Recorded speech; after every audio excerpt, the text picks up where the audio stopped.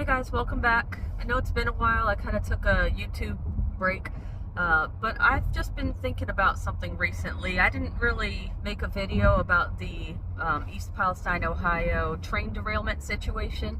I like to let everybody else kind of cover the breaking news for the most part, and then kind of pull things together, find correlations, and figure out if there's some other reason behind why things happen besides a pure accident, because there sure have been a lot of accidents lately.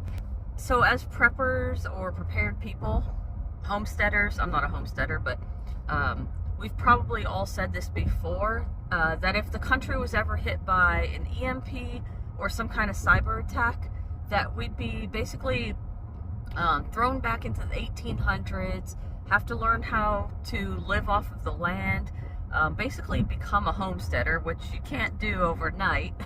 So good for you homesteaders. I wish I could be one. Basically, we'd have to go back to living like the Amish. And that made me think. The two areas that are most affected by this train derailment and the chemicals that are now in the water supply, the soil, in the atmosphere, and all over that area, the two states that are most affected, Ohio and Pennsylvania. And of course we will find out from there all the other states and places that are going to be affected by this disaster. But Ohio and Pennsylvania, well, I did a little research and it turns out that the highest population of Amish people live in Ohio and Pennsylvania. So yes, it might be a mere coincidence. It's just a little odd, because we've all had this thought that they, whoever they is, are trying to control the food supply, control the water supply, kind of break down these systems so that we get to a point where we have to rely on them. We have to rely on the government completely for our food. We won't be able to, get food at the grocery stores.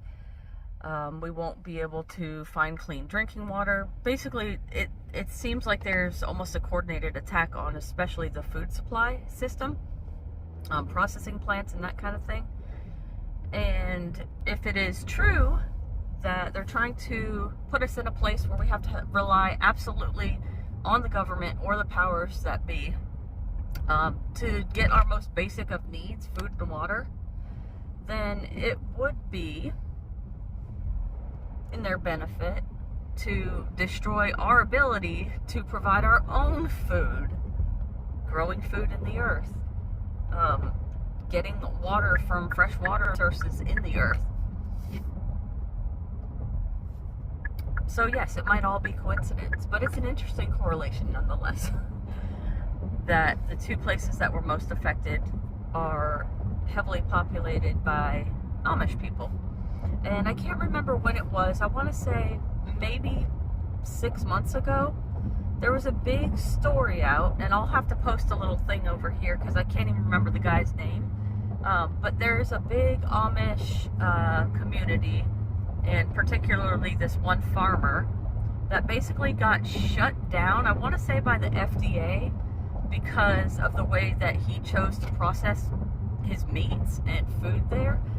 They didn't meet the FDA guidelines, although it was probably much better quality meat than anything we buy at the grocery store.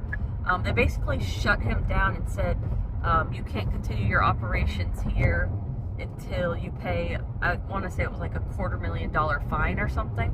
Another attack on the Amish. Yeah, so just think about that. A lot of you might already know about how this one company, I don't think I can say their name, I don't know, it seems like one of those touchy things, so I'll post it up here. This company is genetically modifying seeds so that basically they're infertile. How do I say this? Like, I could plant this one corn seed and it'll grow a plant, but then you can't take the corn seeds from that plant and replant them. So they basically genetically modified them so that you cannot plant from the seeds that you saved from that plant. And you have to go back and keep on buying seeds from them. And they have all sorts of regulations. If you're a farmer and you're planting under some kind of government subsidy or being paid by the government to produce, that you have to buy your seeds from them. And if you don't, you will be fined heavily or lose your contract, lose your subsidies. So they kind of have a monopoly now on farming, planting, the seeds, the whole shebang. And it's getting harder and harder to find actual non-GMO heirloom seeds, which also could be part of the plan to just make it so that we just can't grow on our own. Our soils are being contaminated, our rainwater is contaminated with all these chemicals that never go away. What are they called? The forever chemicals. And eventually we might get to the point where just nobody can grow food for themselves, and we have to go to the government, and the government will have certain stipulations for us that you can't get food unless you do a certain thing, unless you have a certain thing, if you know what I mean.